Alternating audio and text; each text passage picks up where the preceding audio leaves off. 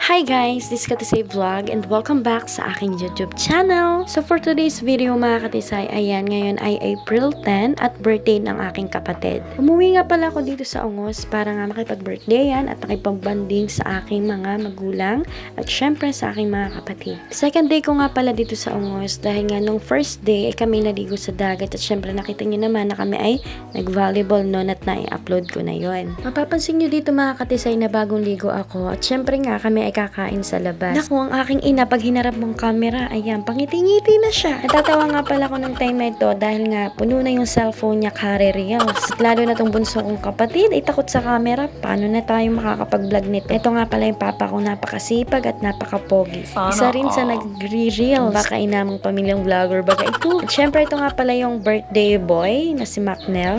16 years old na po pala siya. Natatawa na lang pala ako talaga mga katisay dahil nga ako yung kapanganayan pero ako yung kaliitan. Yung kapatid ko nga palang takot sa camera, bay, matataasan pa ako. Inang kapag cute size ng eme. At ito na nga po pala yung aking ina na nagsisimula ng pagre-reels. Mamaya ay maka-upload na din yan. Bumabiyahin na nga pala kami dyan mga katisay dahil nga gusto ni mama ay kumain kami sa Queen Cakes. Oh naman, yaman. O siya mga katisay, samahan nyo kami. Bye!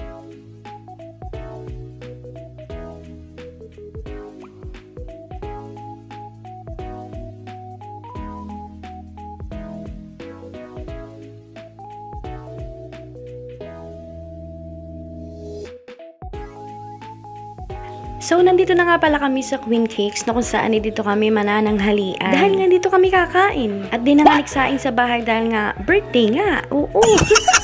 Pagkababa nga pala namin sa tricycle, ay bayan na nga ang aking ina at nagbibideo na nga. O siya, pasok na tayo. Yung tipong kapapasok ko lang. Tapos yung mama ko, ay video ko daw yung cake. Aba, ay anong tayo? Aba, ay solo pala namin itong Queen Cakes, honey. At yun na nga mga katisayam, kami ay kulang na naman ng isa. Dahil nga may pasok yung aking kapatid na babae. So, yung isa kong kapatid na lalaki, may pasok din. Kaya, aking minessage na dito nga kami kakain. Kaya, susunod na siya. Makikita nyo dito sa video. Akin nga niloloko dito ang aking ina dahil nga sabi ko, ako'y pataya. Yun nga pala nagsusulat ng aming order. Makikita ninyo talaga na napakamahiyain ng aking bunsong kapatid. Pag iharap ko ang aking cellphone, ay nagtatago. Di naman siya pangit. Bakit magtatago? Bising-busy ang aking ina sa pagsulat ng aming mga kakainin. At yung birthday boy, ay talagang nahihirapan kung anong kakainin niya. Minsan na nga lang ako umuwi dito kaya lulubusin ko na. Pagpunta ko ay napakasarap pang kakainin. Hoy! Habang inaantay namin yung isa kong pangkapatid na teacher ngayon, akin munang iikot itong aking cellphone para makita ninyo kung sino yung aking mga kasama.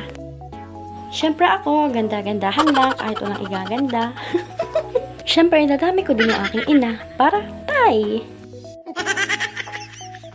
So, nandito na nga pala yung aking kapatid na teacher, na student teacher na ngayon. At graduating na ngayong May. Congrats in advance, kapatid. Mapapansin niyo dyan mga katisel na kami ay 6. Kami ay 7 dahil nga yung isa ay lagi na lang may pasok at hindi nakakasama. At sabi nga ni mama na nagtatampo na daw, ay papaano nga ay may pasok. Kaya pinag-take out na lang namin siya. Pogi naman ng sir namin. Hoy, magjowa ka na. Eto na nga mga katisay, dumating na ang aming order. Sa aking kapatid ay spaghetti at burger. Sa amin naman ni mama ay macaroni, spaghetti, and chicken. Ang in-order nila papa ay kare-kare at sinigang. Kaya yan, mga katisay, kain tayo. Nakipagpalit nga pala ako kay mama ng chicken dahil nga gusto ko ay puwet. Hoy, hindi ko maghahanap ng puwet. I mean, itong pakpak dahil nga walang puwet. So yun, kain na tayo guys.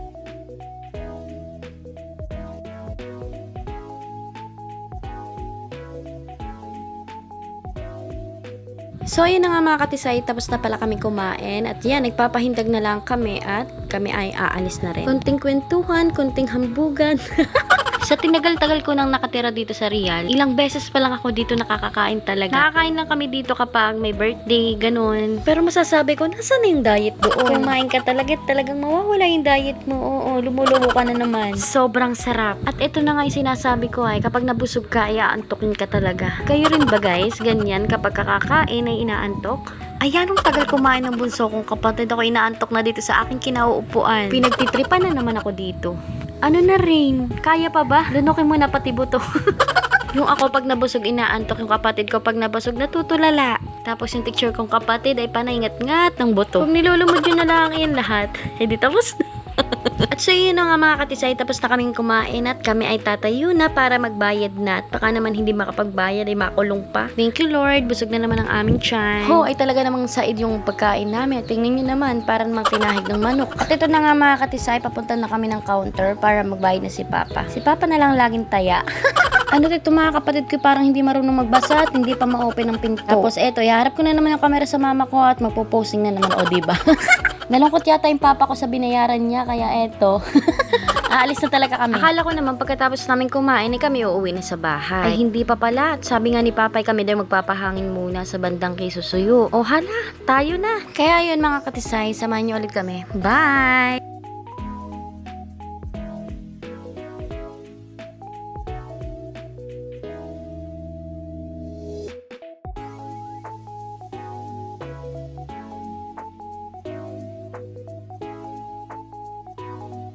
So yun na nga mga katisay, nandito na nga pala kami sa Kisusuyo para kami magpahangin at magtampisaw na rin sa dagat.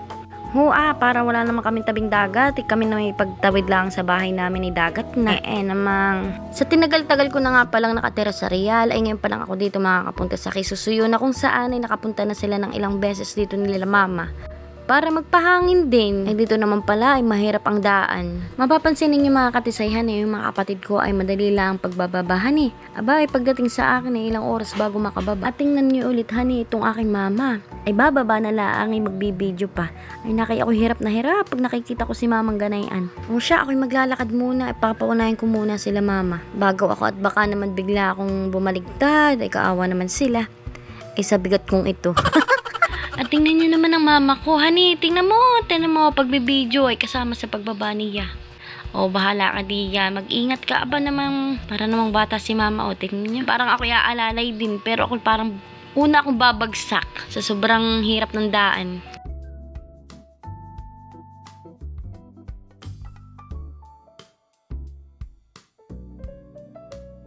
Nang makababaw na nga pala si mama, ay di ako naman nakasunod. Ay syempre, ito naman si mama, ay hinaharap pala yung kanyang kamera.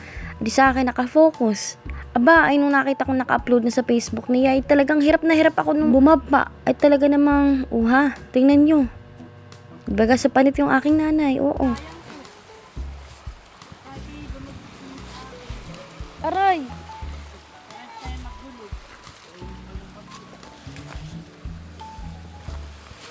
Ayun si mama. Hirap na nga ako pag gano'n. Binidyo mo pa ako.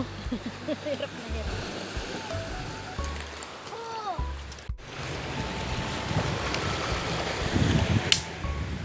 Dapat pala yung nagdala tayo ng buya. Papa! Mano ka din tubig? Nagbibidyo na. Nagbibidyo ang papa. Ang mga pamilyang vloggers. Ata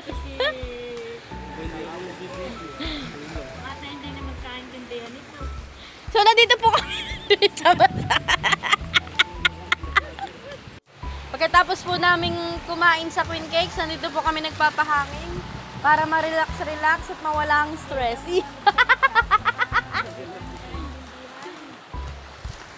Lahat po kami dito yung mga nagbablog. Lalo na po itong nanay ko mukhang reels. Iya.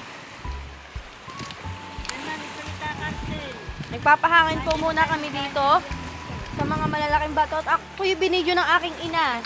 Ganito talagang epekto ng kuha ni Meta. Binidyo po ako ng aking ina kung paano ako bumaba. Hirap na hirap ako at lalaki ng bato. Sabihin nung... Kung gusto niyo pong pumunta dito, ay pumunta na kayo. pumunta kayo. Yung cellphone po ng aking ina ay punong-puno na kare-reels. Gumawa siya ng paraan para mabura at mag-video uli. Nang dahil kay Meta, baliw ng aking ina.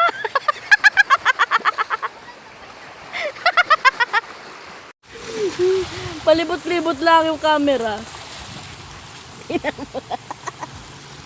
Iyan po'y busog mo, kala ang gutom.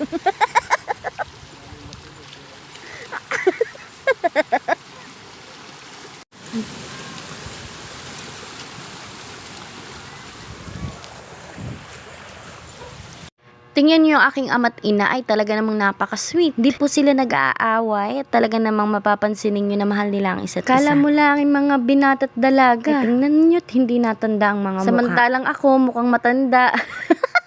Kakantahan ko muna sila. Ikaw ang pag-ibig na binigay, puso ay nalumbay ng kay tagal, ngunit ngayon. So yun na nga mga katisay, tapos na kami magpahangin at kami ay uuwi na ng Ungos. At yun nga, sinama ko nga yung aking kapatid at dito pumesto sa katabi ng papa. Di bahala kang maibidyo ko. Ayan, habang nga kami ipauwi, ay di ako ipauwi din mamaya ng Gumian. At ako ay susunduin ni Mr. So yun mga katisay, hanggang dito na lang ang aking video. Sana nagustuhan nyo. At sana makapag-upload na din ako araw-araw.